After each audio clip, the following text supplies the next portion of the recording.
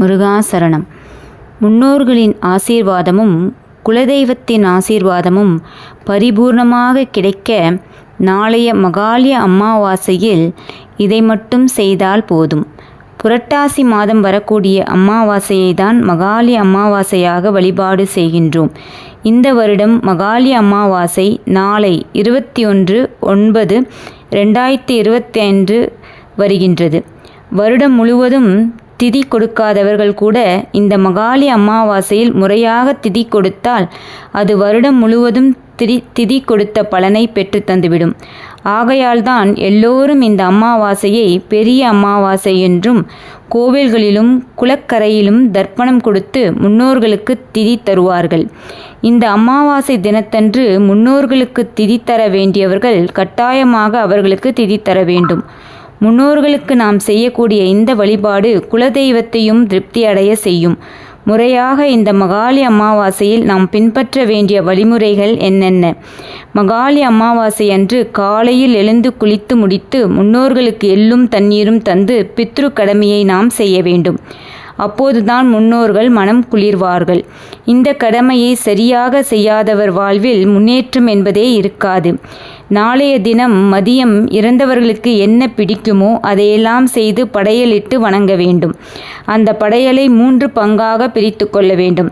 ஒரு பங்கு நம் வீட்டில் உள்ளவர்களுக்கும் இன்னொரு பங்கை இல்லாதவர்களுக்கும் அன்னதானமாகவும் அல்லது இறந்தவர் வயதை உடைய யாரோ ஒருவருக்கோ கொடுக்க வேண்டும். 3வது பங்கை காகைகளுக்கு கட்டாயமாக வைக்க வேண்டும். இறந்தவர்கள் காகை ரூபத்திலோ இல்லை நாம் தானம் செய்யும் யாரோ ஒருவர் மூலமாகவோ வந்து நாம் படைக்கும் படையலை உண்பார்கள் என்கிற ஒரு நம்பிக்கையும் உண்டு. எனவே இந்த நாளில் நாம் யாரேனும் ஒருவருக்காவது நிச்சயம் தானம் செய்ய வேண்டும். இதில் இன்னொரு ஐதீகம் உண்டு.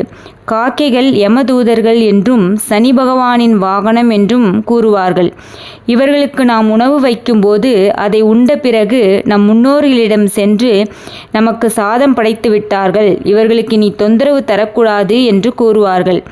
இதனால் முன்னோர்களின் ஆசியும் கிடைக்கும், சனி பகவானின் அருளும் கிடைக்கும். ஆகவே மகாலய அமாவாசை அன்று கட்டாயமாக காகைக்கு சாதம் வைக்க வேண்டும். அமாவாசை தினத்தன்று மாலை வாசலை பெருக்கி தளித்து கோலம் போட்டு அருகில் உள்ள ஏதாவது ஒரு கோயிலுக்கு சென்று தீபம் ஏற்றி நம் குலதெய்வத்தை நினைத்து வணங்கி வர வேண்டும். இவையெல்லாம் அன்றைய தினம் நாம் சரியாக செய்தால் இதுவரை நம்மை தேடி வராமல் இருந்த நம் குலதெய்வம் கூட நம் வீடு தேடி வந்து நமக்கு அருள் செய்யும். இதுவரை இது போன்ற தகவல்கள் நமக்கு தெரியாமல் இருந்திருந்தாலும் இதை தெரிந்த பிறகாவது இந்த மகாலய அமாவாசை திதியை முறையாக செய்து முன்னோர் மற்றும் நம் குலதெய்வத்தின் ஆசியை பெற்று பரிபூர்ண வாழ்வு வாழ்வோம். வாழ்க வளமுடன். நன்றி.